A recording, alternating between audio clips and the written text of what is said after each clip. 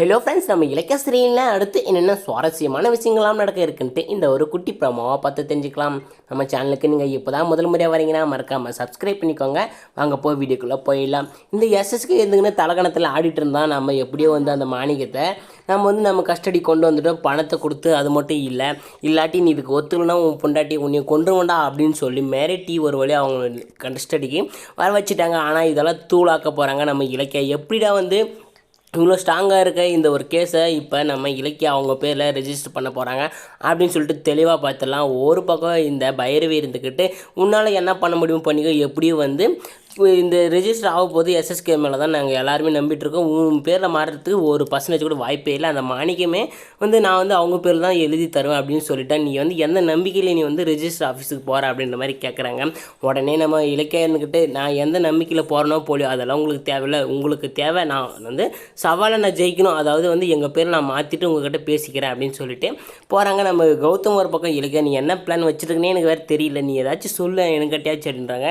அதெல்லாம் கௌதம் மேஜிக் அப்படின்ற மாதிரி சொல்லி நம்ம இலக்கியா லாஸ்ட் ஃபினிஷில் அந்த டைமில் என்ன பண்ணுறாங்கன்னா டோக்கன் நம்பர் படி கூப்பிட்றாங்க. இந்த மாதிரி எஸ்எஸ்கே வாங்க அப்படின்னு சொல்லிட்டு அந்த இடத்துல நம்ம இலக்கியா கிட்ட போயிட்டு இலக்கியா சாட்சி கையெழுத்து போகிறதுக்கு ஒரு ஆள் கம்மியாக இருக்குது, நீ வேணால் சாட்சி கையெழுத்து போகிறேன் அப்படின்ற மாதிரி இந்த எஸ்எஸ்கே ஒரு பக்கம் திமிராக பேசிகிட்டு இருந்தான். அப்புறம் இதெல்லாம் கேட்ட நம்ம இலக்கியா இருந்துக்கிட்டு ஒரு பக்கம் அமைதியாக நின்றுட்டுருக்காங்க. கடைசியில் தான் தெரிய வரும் உங்களுக்கு, அதனால் நீங்கள் வெயிட் பண்ணுங்கடா, நான் யாருன்னு காமிக்கிறேன் அப்படின்னு சொல்லிட்டு கெத்து காமிச்சாங்க.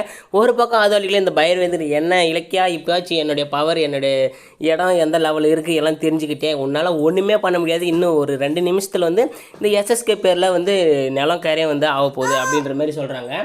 உடனே இது கேட்ட இலக்கியா இருந்துக்கிட்டு சார், அதாவது எஸ்எஸ்கே சார் உங்கள்கிட்ட நான் கொஞ்சம் பேசி ஆகணும் தனியாக அப்படின்ற மாதிரி சொல்கிறாங்க. உடனே தனியாவா என்னவா இருக்கும் ஏதா இருக்கும் அப்படின்னு சொல்லிட்டு ஒரு பக்கம் இந்த பைரவி ஒரு பக்கம் பதிட்டு இருக்கா. அதுக்கப்புறம் இந்த எஸ்எஸ்கே இருந்துக்கிட்டு உடனே என்ன சொல்ல போகிறோம்ல இவ வேறு கடைசி நேரத்தில் அப்படின்னு சொல்லிட்டு வராங்க. வெளியே வராங்க. வெளியே வந்த இடத்துல என்ன விலைக்கா என் காலை பிடிச்சி கெஞ்ச போறியா, என் காலில் கதற போறியா, விட்டு கொடுத்துங்கன்னு சொல்லிட்டு அது மட்டும் நடக்கவே நடக்காது அப்படின்ற மாதிரி ஆணவத்திலே பேசுகிறாங்க. அதுக்கப்புறமா நம்ம இலக்கியா இருந்துக்கிட்டு இன்னும் கொஞ்ச நேரத்தில் யார் கதற போகிறாங்க, யார் காலை பிடிச்சி கெஞ்ச போகிறாங்கன்னு உங்களுக்கு தெரிய போகுது அப்படின்னு சொல்லிட்டு அப்படி சொன்னாங்க. என்ன சொல்கிற நீ தெளிவாக தான் இருக்கே அப்படின்ற மாதிரி கேட்குறாங்க. உடனே நம்ம இலக்கியா நான் தெளிவாக தான் இருக்கேன், நீங்கள் தான் இப்போ இன்னும் கொஞ்சம் நேரத்தில் மூளை கலங்க போகிறீங்க அப்படின்னு சொல்லிட்டு இந்த ரேவதின்னு சொல்லிட்டு ஒருத்தங்க இருந்தாங்களே அவங்க யாரும் உங்களுக்கு தெரியுமா அப்படின்ற மாதிரி கேட்டாங்க. அவங்க இப்போ என் கஸ்டடியில் தான் இருக்காங்க, என் கண்ட்ரோல் தான், நான் பத்திரமா வச்சுருக்கேன்.